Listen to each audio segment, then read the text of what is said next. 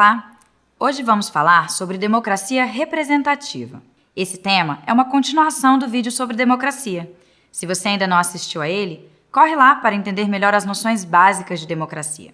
Você vai ver que ela pode funcionar de várias maneiras, e uma delas é a representativa. De qualquer forma, lembrando um pouco do que está lá. Democracia é um regime político em que todo o povo toma as decisões básicas e mais importantes com relação ao viver em comum. Agora, como fazer isso? Como assegurar que as decisões coletivas sejam tomadas de forma a respeitar a vontade de todo o povo? Complicado, não é? Essa questão é fundamental e precisa fazer parte da Constituição de qualquer país, pois é a Constituição que define a regra de como as regras serão feitas. E, mais do que isso, garante que as decisões tomadas serão aceitas, ou seja, terão legitimidade. Nossa Constituição afirma, em seu primeiro artigo, que somos uma república democrática e que todo poder pertence ao povo, que pode exercê-lo diretamente ou por meio de seus representantes. Ou seja, o Brasil é uma democracia representativa. Curiosamente, a figura dos representantes surgiu no contexto das monarquias absolutistas, durante a Idade Média. Por costume, os reis convocavam grandes assembleias para ratificar decisões importantes, como a de começar uma guerra, por exemplo. Cada localidade enviava representantes para essas assembleias. Essas pessoas percorriam a comunidade levantando reclamações, pedidos e conflitos. Durante a assembleia, o representante lia essas anotações perante todos e o rei, então, respondia ou não às questões apresentadas. O representante anotava tudo e levava o resultado de volta para a comunidade. Você pode ver, portanto, que a representação era uma questão muito prática e direta. O representante era quase um porta-voz das pessoas de sua comunidade perante o rei. Esse papel começou a mudar um pouco quando os reis precisaram de mais recursos para o financiamento do Estado.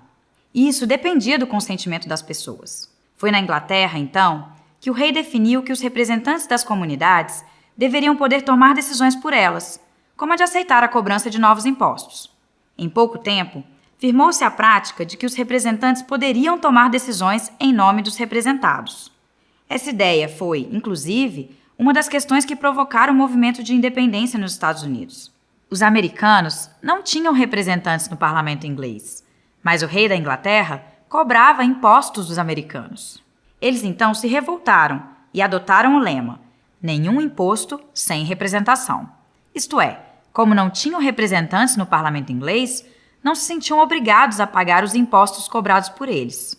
Com o passar dos séculos, o poder dos representantes foi aumentando, até que o parlamento inglês acabou se tornando o local de tomada das decisões coletivas, tirando esse papel do rei. O parlamento inglês, depois, tornou-se modelo para vários outros parlamentos do mundo, e a questão dos representantes acabou se associando de forma definitiva à noção de democracia como entendemos no mundo ocidental, ainda que haja outros modelos, como a democracia participativa, que veremos em outro vídeo. Outro elemento importante das democracias representativas são os partidos políticos. Como vimos no vídeo sobre partidos, são eles que organizam grupos que têm interesses comuns, tanto para facilitar o processo de escolha dos representantes pelo eleitor, quanto para lutar por cargos políticos na divisão de poder do governo. Vale lembrar que, no caso brasileiro, somente os filiados a partidos políticos podem se apresentar como candidatos nas eleições. Uma vez eleitos, os representantes vão compor as casas legislativas, câmaras municipais, assembleias legislativas, Câmara dos Deputados e Senado Federal. Nelas, vão debater e decidir as questões que afetam a todos. Diferente daquele representante na Idade Média, que praticamente era só um porta-voz das questões do povo, o representante atual é o único responsável por suas opiniões e decisões. E não pode ter qualquer impedimento em relação a isso. A Constituição diz que os representantes são invioláveis em relação às suas opiniões, palavras e votos. Logicamente, espera-se que os representantes mantenham um bom relacionamento com a comunidade e que tenham em mente em todas as suas decisões o bem comum. Essa é uma das questões mais debatidas atualmente. O representante é totalmente dono de seu mandato depois de eleito? Ou a representação tem efeito contínuo, ou seja, ela deve continuar ocorrendo entre as eleições, tanto por meio da prestação de contas do representante, quanto do processo de ouvir o que os representados querem. Atualmente, imagina-se que quanto mais próximo disso, melhor funciona a democracia representativa. Isso porque, apesar do mecanismo da representação permitir que muitas pessoas se sintam participando do processo decisório pela via da eleição, na prática, são apenas os representantes que efetivamente tomam as decisões. Por isso, a Constituição brasileira prevê que o povo possa participar do poder político também de forma direta, manifestando-se em plebiscitos e referendos, por exemplo. Podemos dizer, então, que a democracia brasileira é representativa semidireta, já que conta tanto com representantes de seu povo quanto com a participação direta deles em casos previstos.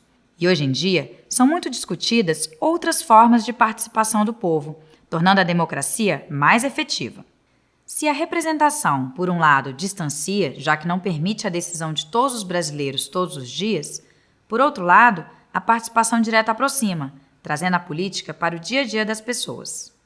Então, recapitulando, democracia representativa é um regime político no qual o poder é exercido pelo povo, que elege periodicamente aquelas pessoas que considera capazes de discutir e tomar decisões sobre as principais questões que afetam toda a comunidade.